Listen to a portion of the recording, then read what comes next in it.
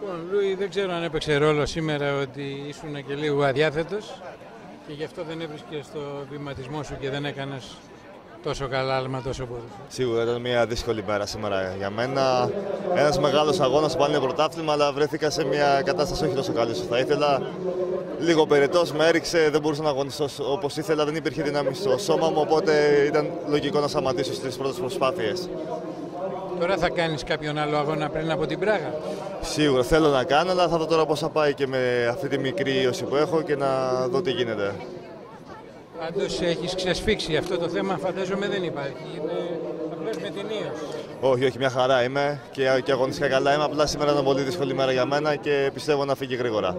Υπάρχουν κάποιοι άλλοι αγώνες πριν την Πράγα προκειμένου αν βρείτε εμβόλυμος να αγωνιστείς? Έχουμε κλείσει το επόμενο meeting στο Χόλμη, το οποίο φεύγουμε την Τετάρτη, είναι την Πέμπτη ο αγώνας. Θα δούμε τώρα πώς θα είμαι μέσα στη εβδομάδα, γιατί είναι και κοντά οι μέρες.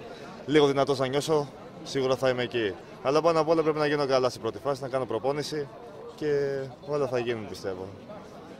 Υγεία και όλα καλά. Υγεία και όλα καλά. Και στην Πράγα, έτσι. Να είστε καλά, Κάρο.